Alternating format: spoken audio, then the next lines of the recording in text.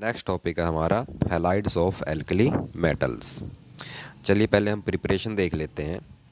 आप alkali metal halides को prepare कर सकते हैं उनके ऑक्साइड से, हाइड्रोक्साइड से और उनके कार्बोनेट से। ठीक है। आपको अगर फ्लोराइड्स चाहिए तो आप इनकी रिएक्शन कराइए HF से, क्लोराइड चाहिए तो HCl से, ब्रोमाइड चाहिए तो HBr से, और अगर आयोडाइड चाहिए तो HI से। ठीक है। और जो आपके मेटल कार्बोनेट्स हैं ये हेलो एसिड के साथ रिएक्शन करके आपको कार्बन डाइऑक्साइड गैस भी देते हैं। तो जो हम इनकी एंथैल्पी ऑफ फॉर्मेशन देखते हैं, मतलब वो जो एनर्जी रिलीज हुई है जब आपके ये हैलाइड्स प्रिपेयर हुए हैं, तो वो हम देखते हैं कि कैसी हैं, नेगेटिव हैं। ठीक है। नेगेटिव अगर वैल्यू आए एंथैल्पी ऑफ फॉर्मेशन की, तो हम कहेंगे कि जो आपका कंपाउंड बना है वो कैसा बना है, स्टेबल। ठीक है। अब जितनी ज़्यादा नेगेटिव वैल्यू होगी एंथैल्पी ऑफ फॉर्मेशन की, वो कंपाउंड क्या होगा, उतना ज़्यादा स्टेबल होगा। तो यहाँ पर आप टेबल देखिए, वैल्यूज़ दे रखी हैं यहाँ पर एंथैल्पी ऑफ फॉर्मेशन की। ये फ्लोराइड्स की हैं, क्लोराइड्स की हैं, ब्रोमाइड्स की हैं और यहाँ पर आयोडाइड्स की हैं। अगर हम इनकी नेगेटिव वैल्यू कैलकुलेट करें तो जो मोस्ट नेगेटिव वैल्यू आती हैं वो किसकी आती हैं, हमारी फ्लोराइड्स की। ठीक है। और जो लेस नेगेटिव वैल्यू आती हैं वो आती हैं हमारी किसकी, आयोडाइड की। तो इस टेबल से हमें ये बात पता चलती है कि जो मेटल फ्लोराइड्स हैं उनकी स्टेबिलिटी मेटल आयोडाइड से कैसी होती है, ज़्यादा होती है। तो आगे वाले जो हम टॉपिक डिस्कस करेंगे वहाँ पर हम एक फैक्टर लगाएंगे जिसको बोलेंगे हम पोलराइजेशन इफेक्ट। ठीक है। तो पहले हम पोलराइजेशन इफेक्ट को पढ़ लेते हैं कि पोलराइजेशन इफेक्ट होता क्या है। देखिए, जब आपके आयनिक कंपाउंड बनते हैं उसमें एक कैटायन होता है और एक क्या होता है, एनायन। तो जो कैटायन होता है वो क्या करता है, एनायन के इलेक्ट्रॉन क्लाउड को अपनी ओर अट्रैक्ट करता है। ठीक है। जिसके कारण क्या होता है कि जो इलेक्ट्रॉन डेंसिटी है कुछ एनायन की, वो किसकी तरफ शिफ्ट हो जाती है, कैटायन की तरफ, जब इनमें क्या होती है, अट्रैक्शन। तो उससे क्या होता है, जो पॉजिटिव चार्ज होता है कैटायन का वो कम हो जाता है। ठीक है। तो वो हो जाएगा, मान लीजिए आपका डेल्टा पॉजिटिव। ठीक है। और एनायन से इलेक्ट्रॉन डेंसिटी कैटायन की तरफ गई है तो इसका नेगेटिव चार्ज भी क्या हो जाएगा, थोड़ा सा कम हो जाएगा, और ये चार्ज हो जाएगा डेल्टा नेगेटिव। ठीक है। तो यहाँ पर जो ये इफेक्ट प्रोड्यूस हुआ है इसे हम क्या बोलेंगे, पोलराइजेशन इफेक्ट।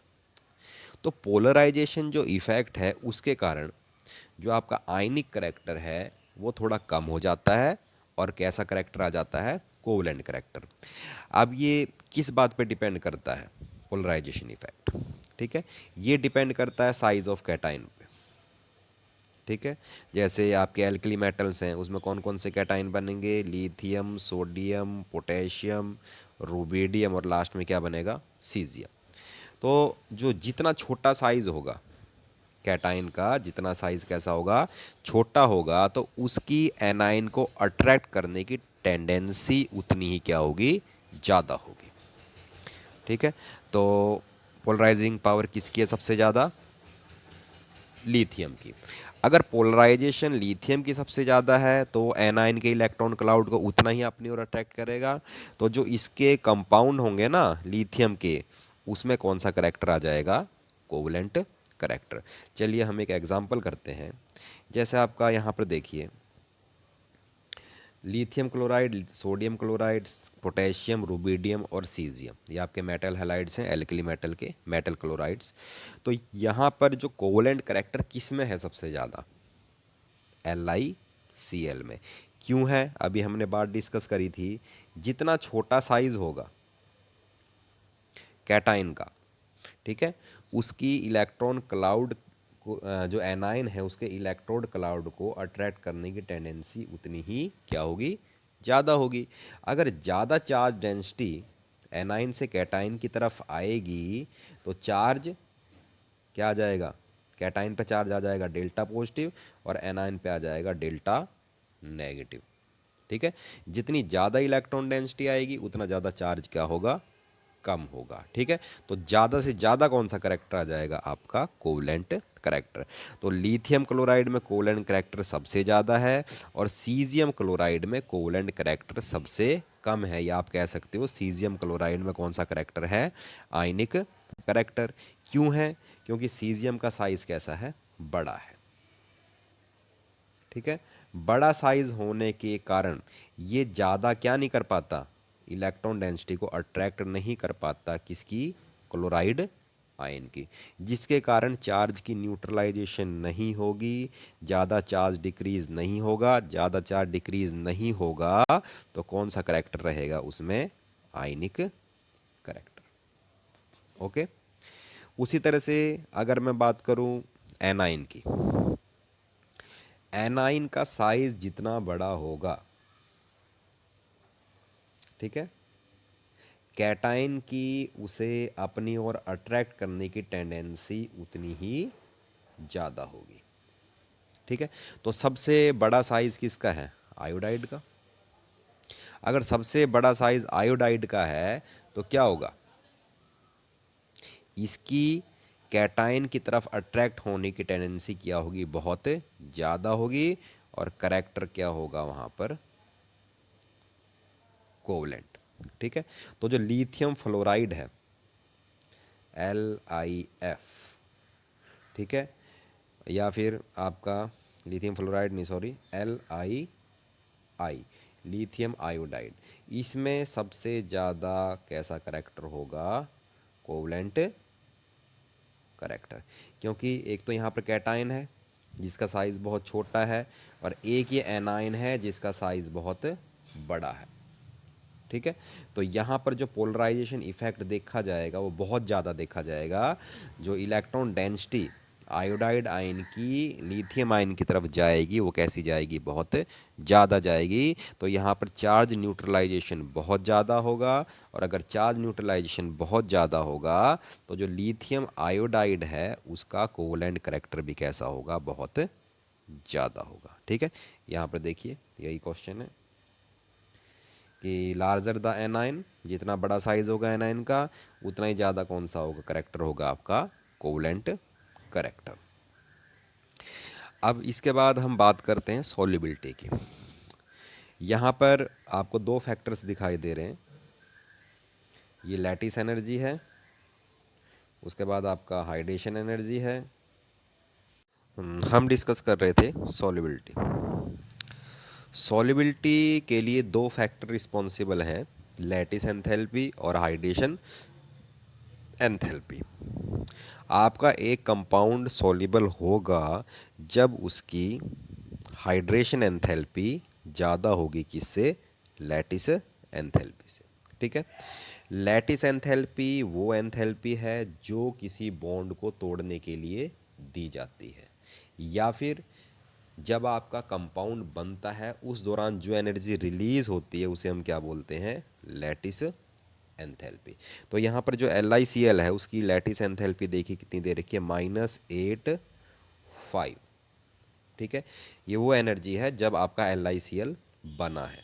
ठीक है, जब इसको तोड़ना है तो +845 किलो जूल पर मोल इतनी एनर्जी हमें देनी पड़ेगी। अब यहाँ पर दूसरी एनर्जी है, वो है आपकी हाइड्रेशन एंथैल्पी। हाइड्रेशन एंथैल्पी ये वो एंथैल्पी है जो रिलीज होती है जब हम आपके कंपाउंड को किस में डिसोल्व करते हैं? वाटर में। तो वाटर और जो आपका कंपाउंड है उसके बीच में इंटरेक्शन होती है और वहाँ से जो एनर्जी रिलीज होती है उसको क्या बोलते हैं हम? Hydration enthalpy. अब अगर ये हाइड्रेशन एंथैल्पी कंपाउंड की लैटिस एंथैल्पी से ज़्यादा है तो कंपाउंड क्या हो जाएगा? आपका सॉल्युबल हो जाएगा। जैसे कि यहाँ पर आप देख सकते हैं, यहाँ पर एनर्जी चाहिए इसके बॉन्ड को तोड़ने के लिए 845 किलो जूल पर मोल, और जो एनर्जी रिलीज हो रही है वो कितनी हो रही है? 887, जो कि ज़्यादा है किससे? लैटिस एंथैल्पी से। तो आपका LiCl क्या हो जाएगा? वाटर में सॉल्युबल हो जाएगा। ठीक है, अब यहाँ पर देखिए जो सॉल्युबिलिटी सबसे कम आपको दिखाई दे रही है वो लिथियम फ्लोराइड की दिखाई दे रही है। ठीक है, लिथियम फ्लोराइड की जो सॉल्युबिलिटी है 0.27 ग्राम पर 100 ग्राम ऑफ वाटर। इसका रीज़न ये है कि जो लिथियम फ्लोराइड है इसकी नेचर है कोवलेंट, ठीक है। और जो इसका बॉन्ड है वो भी कैसा है, बहुत ज़्यादा स्ट्रॉन्ग है। जो इसकी लैटिस एनर्जी है वो कैसी है, बहुत ज़्यादा है। तो इसकी सॉल्युबिलिटी कैसी है, कम है।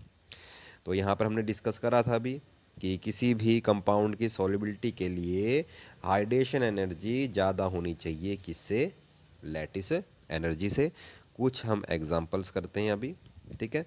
जैसे लिथियम फ्लोराइड है, ठीक है, it is almost insoluble in water, LiF। क्यों? क्योंकि इसकी जो लैटिस एनर्जी है इट इज़ वेरी हाई, ठीक है। और जब हम इसको वाटर में डिज़ोल्व करते हैं तो इससे क्या होता है, इतनी एनर्जी रिलीज़ नहीं हो पाती कि ये बॉन्ड क्या हो सके, कंप्लीटली टूट सके। तो लिथियम फ्लोराइड्स ये क्या हैं आपके, इनसॉल्युबल इन वाटर, ठीक है। अगर मैं सीजियम आयोडाइड की बात करूं, CSI की, ठीक है, इसकी सॉल्युबिलिटी क्यों है कम? क्योंकि जो सीजियम है इसकी जो हाइड्रेशन एनर्जी है, ठीक है, वो क्या है, बहुत कम है, ठीक है। तो सॉल्युबिलिटी के लिए तो हाइड्रेशन एनर्जी है वो ज़्यादा होनी चाहिए, किससे, लैटिस एनर्जी से, ठीक है। तो साइज़ बड़ा होने के कारण जो सीजियम आयन है, साइज़ बड़ा होने के कारण वो इतनी हाइड्रेशन एंथैल्पी नहीं रिलीज़ कर पाता, या इतना ज़्यादा किसके साथ, वाटर मॉलिक्यूल के साथ इंटरेक्ट नहीं कर पाता कि जो CS और I का जो बीच का बॉन्ड है वो क्या हो सके, टूट सके, ठीक है। तो जो सीजियम आयोडाइड है इसकी सॉल्युबिलिटी कैसी है, बहुत कम है। इसके बाद एक क्वेश्चन है कि जो लिथियम फ्लोराइड है वो ऑर्गेनिक सॉल्वेंट में सॉल्युबल है, लेकिन जो सोडियम क्लोराइड है वो ऑर्गेनिक सॉल्वेंट में डिसॉल्व नहीं होता। इसका रीज़न ये है कि जो लिथियम फ्लोराइड है इसकी नेचर कैसी है, कोवलेंट, जो कि हम पहले ही डिस्कस कर चुके हैं। तो ये जो ऑर्गेनिक सॉल्वेंट हैं जैसे एसीटोन, ठीक है, इनके साथ क्या कर सकता है, इंटरेक्ट कर सकता है। अगर इंटरेक्शन होगी सॉल्यूट और सॉल्वेंट में तो वो क्या हो जाएगा, डिसॉल्व हो जाएगा। लेकिन जो सोडियम क्लोराइड है, ठीक है, ये प्योरली आयनिक कंपाउंड है और ये ऑर्गेनिक सॉल्वेंट से इंटरेक्ट नहीं करता, ठीक है। अगर सोडियम क्लोराइड इंटरेक्ट नहीं करता तो इसकी सॉल्युबिलिटी क्या होगी, नहीं होगी, या फिर ये क्या होगा, इनसॉल्युबल, ठीक है। एक क्वेश्चन और है, an KCl is less soluble than NaCl, ठीक है। रीज़न आपको पता है, जो K पॉजिटिव है उसका जो साइज़ है वो Na पॉजिटिव से बड़ा है, ठीक है।